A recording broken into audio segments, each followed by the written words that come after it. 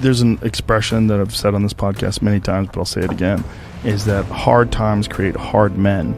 Hard men create soft times. Soft times create soft men. Soft men create hard times. We are now around soft men and hard times. Yeah. We're in the time of toxic masculinity, right?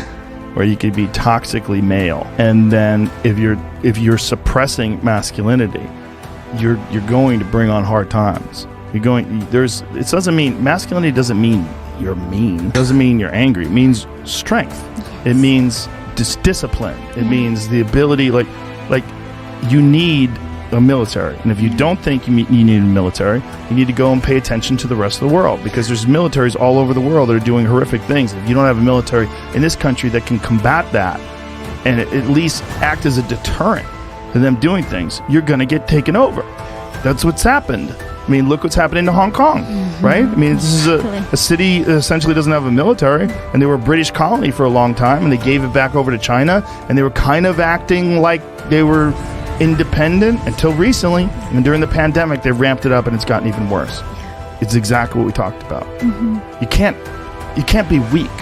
Yeah. And in this country, being weak is thought of as a virtue. Yeah. Jordan Peterson has a really interesting way of looking at this, and he said it to me once, and it made a lot of sense. He said, people think that you should be weak and you should be docile, and then you should be a pacifist. He goes, no, you should be a monster.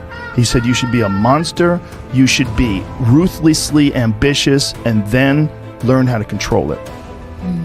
And it's that old expression, it's better to be a warrior in a garden than a gardener in a war. It's an old expression, but it makes sense, because it doesn't mean that you can't be kind if you're strong, but it does mean you can't be strong if you're weak. Yeah. If you're weak, you're fucked. And there's a lot of weak people in this country right now that are trying to take control, and they're gathering up all the other weak people, and they say, yeah, let's all be weak together. Yeah. And they're willing to embrace all sorts of ideas that have been disproven, not just disproven, that have caused the deaths of untold millions of people in Maoist China and Stalinist Russia, and it's crazy. And they're short-sighted, and they're short-sighted because in the short term, they want their tribe to win, and there's so many weak people that'll join along with them. There's so many just simple-minded dullards that just want to promote their tribe. Like, the difference between a dog and a wolf is just thousands of years of breeding. It's the same animal. Which is wild.